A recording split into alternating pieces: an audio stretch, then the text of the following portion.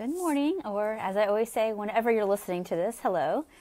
This is Tracy Brown, and I'm going to give a little bit of a heads up that I'm outside, and there are squirrels, which means if there are squirrels, my dog may bark. So if you hear that, I'm not sure what I'm going to do if he doesn't stop. So if I interrupt this video, that's why, if I have to shut it down. So just to let you know. I've had some people ask me this week that they have tools. I know they have some tools for when they feel like binging is happening or going to happen soon, or they don't want to restrict, like go back on a diet or like cut back on a meal, but then they feel like that sometimes when they get closer to making a decision, they go ahead and restrict anyway, and then of course they regret it. And so so today's talk is just going to be a review about some things I've already discussed and where all those resources are. And to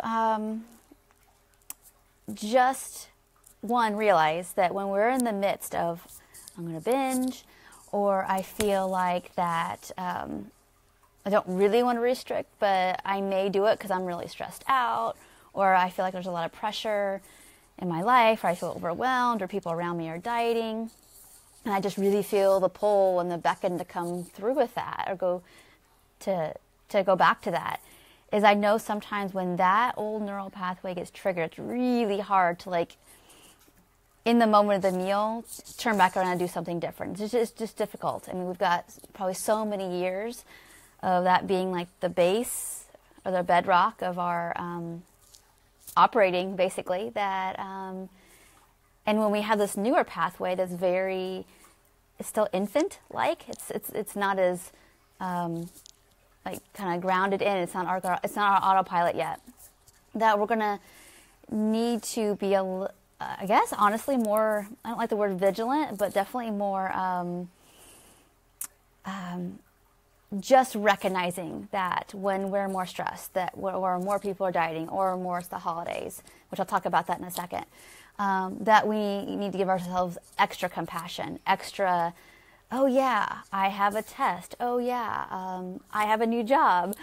Oh yeah, my baby is teething. Oh yeah, it's coming on break soon. I'm going to have a lot more just responsibilities and things to get done. That's when we want to be extra on top of, oh yeah, and there's a possibility that I might have more food and body talk right now. So I want to be even more compassionate and even more looking out for how do I take care of myself. Because sometimes before you know it and before you can grab onto it, that you're in the midst of, like, I want to go back to dieting, or I want to binge. And so what I want us to think about is, so first let's talk about the tools that you already know, if you've been listening to me a while, that are at your availability. And that's what happens too, is that we forget what we know. And so on my website, there is a page with attuned tools, and there's some free meditations, or very, very, very inexpensive, like $5 meditations for ways that, and I don't like the word meditation because they're more neurobiologic tools. They're not so much like, I mean, I'm guiding what I'm asking you to do in terms of body scanning or whatever it is, but it's all it's being required of you is just to sit and listen, basically, and let that happen on a neurobiological basis for you. You don't have to cognitively believe it, and you don't even have to think about it. It's just, can you let yourself do it? And so that's what I would suggest first, is giving yourself 5 minutes, 15 minutes, whatever it is, for time to do those kind of things. So whether it's Rain Stick, which is on my YouTube page, you can go, and it's basically, it's not named Rain Stick. That's the person who made that exercise, and I'm just sharing it. But I talk all about her and who she is and what I've learned from her and those kind of things. But I basically call it a shame-reducing tool, which it works for that, and it also can work for just generally regulating our systems a little bit without any thinking about any thoughts. It's just you doing the movement, and the breath, and that's it. So highly recommend that. And you start making a practice of that, not waiting till, oh my gosh, I don't know what to do. I don't know how to eat or what to eat or how to stop eating. Not that it's too late, you can do that, but I think that knowing that like I'm having a hard time now, let's not wait till the last minute to do these things, will be helpful. And if you're having a hard time remembering to do these things, that's when I would say, well, let's pull out some reminders. We all have smartphones. I guess they even I don't know whether they're even called smartphones anymore, but we all have these phones that have bells and whistles and alarms, notes. You can email yourself, you can text yourself, you can leave yourself a voicemail, you can put sticky notes places where you need to on your dashboard of your car, of your bathroom mirror, your kitchen table, where you put your food journals, in your day planner, whatever it is, to do these exercises a certain amount of times a day or a certain amount of times a day where you know you need them. Okay, so there's rain stick, basic grounding, and I'm doing this live stream, by the way, people, because somebody asked me yesterday, hey, can you like talk about all your tools? I can't talk about all of them because at this moment I'll probably not remember to mention everything, but I want to put out a couple of things. So rain stick, which is on my YouTube channel, my website, which has some free and very inexpensive resources, for grounding, for getting just, even if being in your body feels like too difficult or too much or whatever, rain stick's a good safe tool. I was telling this story to my client yesterday, and maybe people have heard this before, but it was one of my breakthrough moments of recognizing, oh, I don't let myself feel anything, and I'm not very good at it. And so this was between 15 and 20 years ago sometime. But I remember I had this circumstance where I'd already restricted and overexercised and binged, and I felt like there's nothing more I can do. I couldn't do anything more, really, that was in my repertoire of things to do to ignore my feelings and my stress and all these things. And I remember laying on the bathroom floor.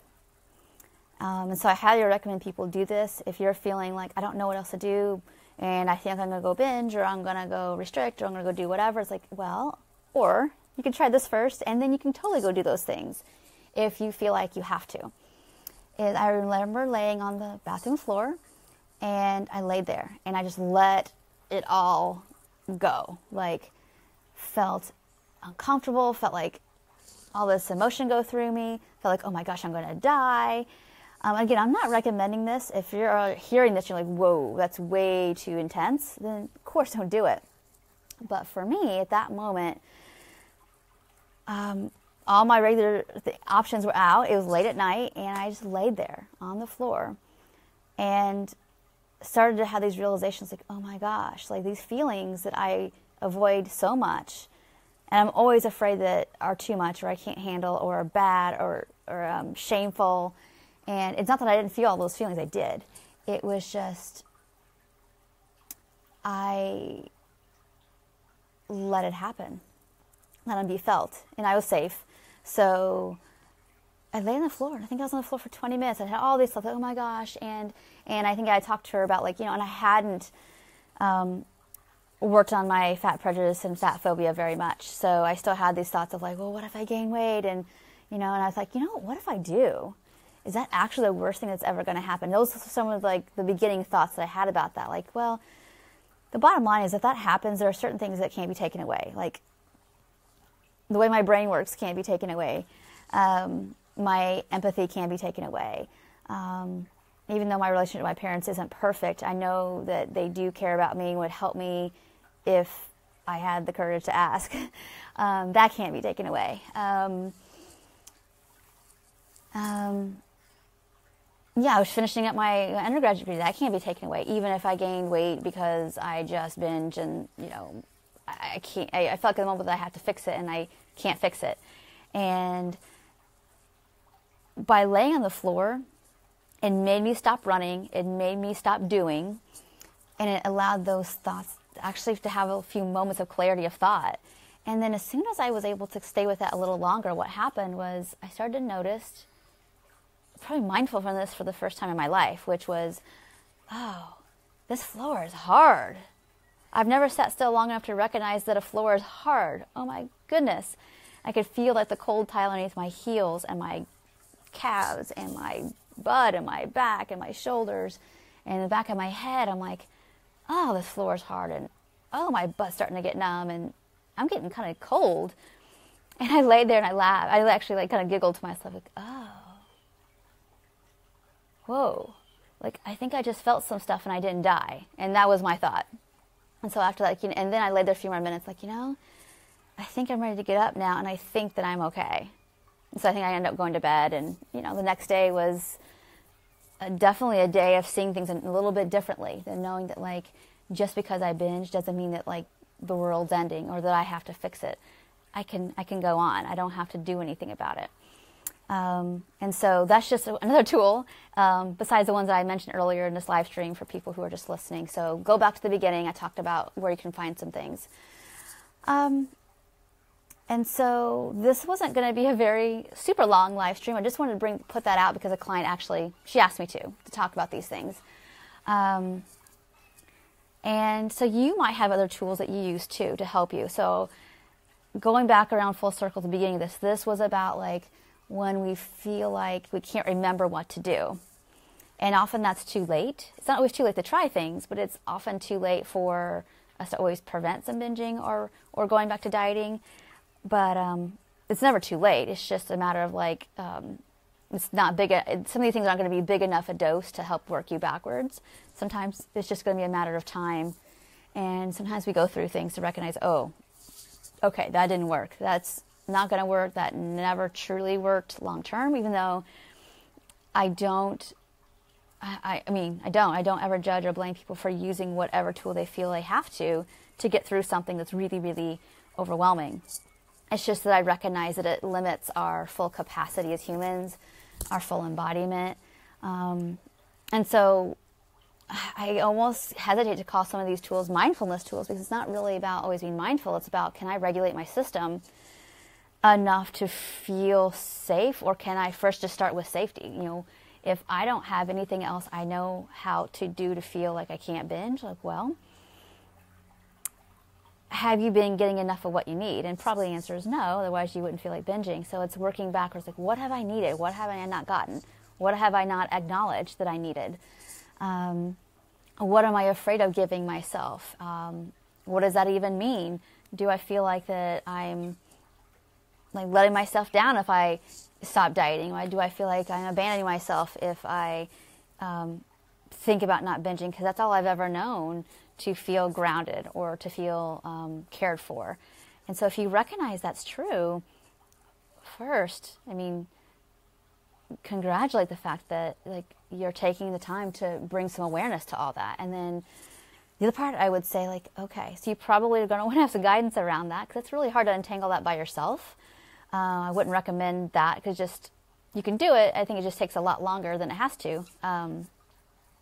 But I would also say be really, really gentle without judgment, like if that's the reason why you're doing what you're doing.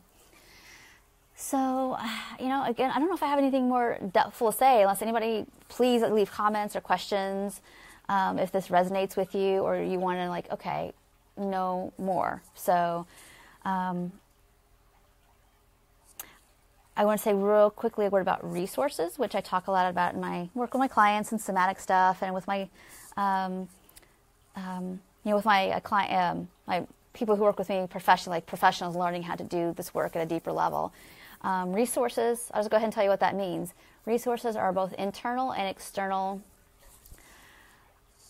I don't want to say things, but anything that basically helps us bring safety to our systems and bring, like, here's a place for me to land and feel okay, or feel more okay, or a tool I can use. So an example of external resource would be talking to a friend, listening to watching these videos, a soft blanket, nature, your dog, your kid, whatever brings you a sense of like, I'm okay. Like, I'm okay, I can do this, whatever. Internal resources are our internal capacity to feel things without overriding. And what overriding means is like, let's say I'm going to give a really interesting example maybe. So I recognized when some of my somatic work that I held a lot of, not just anger, but like rage in my jaw. and this was from like a medical trauma kind of thing. And I could feel how tight it was, and I could feel my impulse to like want to like pop my jaw and open it up more. And my teacher's like, don't override it, which means don't overdo it, but be with it and let it be felt and let it be passed, and let your nervous system try to regulate there versus trying to like pop it open, because that wasn't helpful. So an internal resource would be working to the place where you don't override how you feel, but actually can let yourself let that organize on its own and dissipate. So again, that's kind of technical stuff, but what I want to say is, just getting internally clear, like, what is, like, what, who am, oh yeah, I'm very empathetic, I'm empathetic, and I have a really strong will to like change my life, or there are some places in my life that I am really embodied, and that feels pretty good.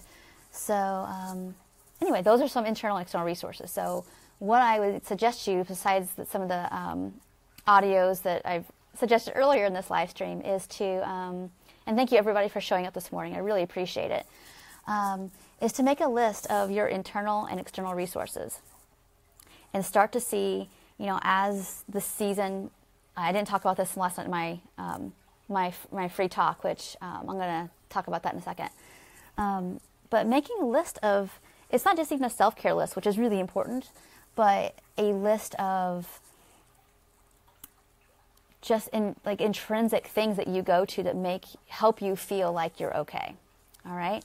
And then going back to last night, I don't know, I've been doing like a free kind of training series, I guess, and it's just for anybody, different, not even different principles of intuitive eating, which I talk about in the first one at length and at depth, like an hour long, and really going beyond the basic principles.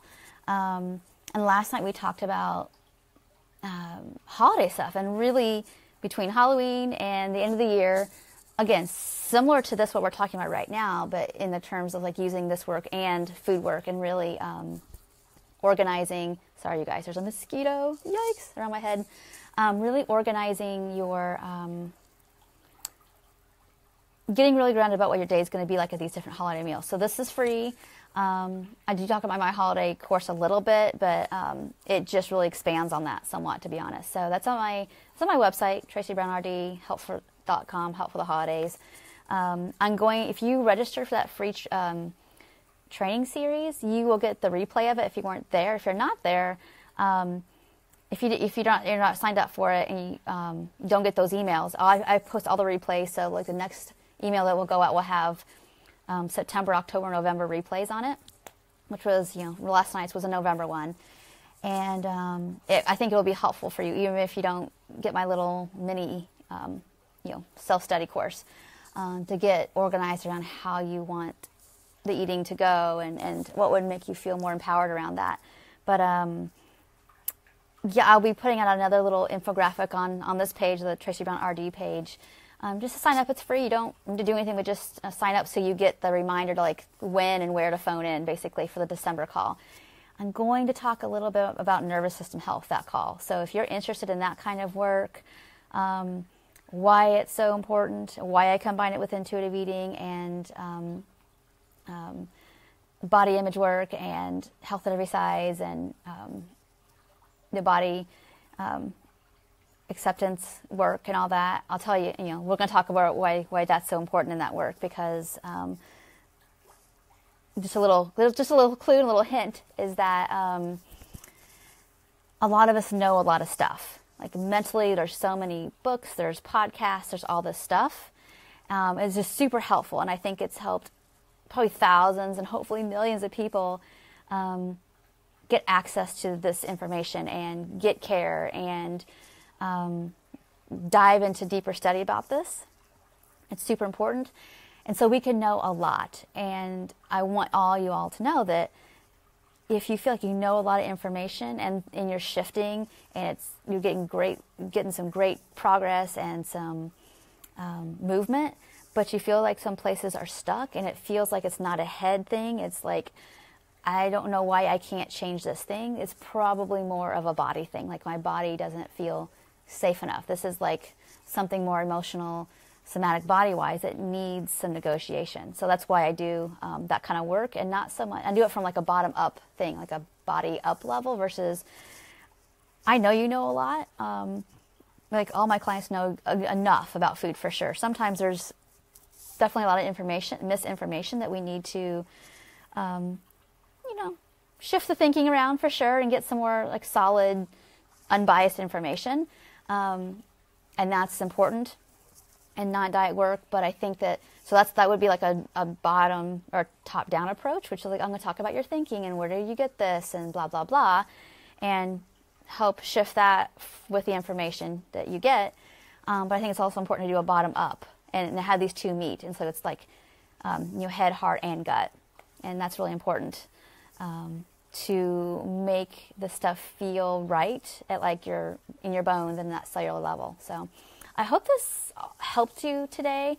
It kind of meandered, which I felt it was going to meander today, just based on the topic. But if you have any other questions or comments, if you're a professional listening to this and you want to know how to do this stuff, then you can private message me, email me, whatever, and talk to you about that. And otherwise, today's Thursday. Last 2 days have been kind of the Halloween, like, whoa, lots going on, and a little bit yesterday of like, I'm tired. So I try to get on here every other day if I can. I missed 2 days in a row, so I definitely will be on tomorrow. And if you have any topics you want me to talk about, I've got my list in my head of things that people have been asking me. But if you're like, nope, right now, talked about this tomorrow, then I will, for sure. So, again, thank you so much for coming. And if you're live, thank you for being here. I appreciate your time. And if this is a replay, then I want you to give me your feedback as well. So thank you so much, and I'll talk to y'all soon. Thanks.